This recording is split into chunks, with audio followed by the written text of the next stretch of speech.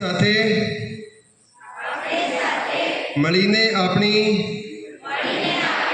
શાળાને સ્વચ્છ, શિસ્તબદ્ધ, હરિયાળી અને પ્રેરણાદાયી સ્થળ બનાવીશું. આપણે શાળાની સંપત્તિ, સમય અને સંસાધનો રાષ્ટ્રીય સંપત્તિ ગણીશું. તેનું અને તેનો વિવેકપૂર્ણ ઉપયોગ કરીશું.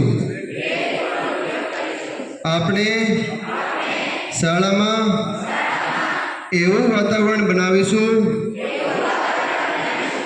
જ્યાં કોઈ પણ પ્રકારનો ભેદભાવ નહીં હોય.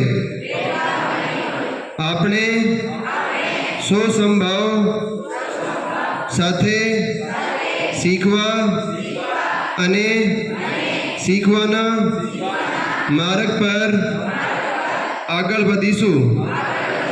આપણે શિક્ષકને માત્ર જ્ઞાનના સાધન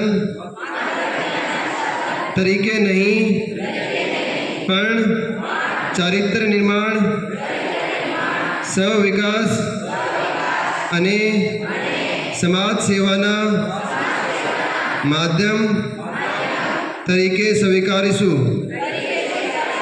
આપણે શાળાને ફક્ત એક સંસ્થા તરીકે નહીં પરંતુ સંસ્કાર, સેવા અને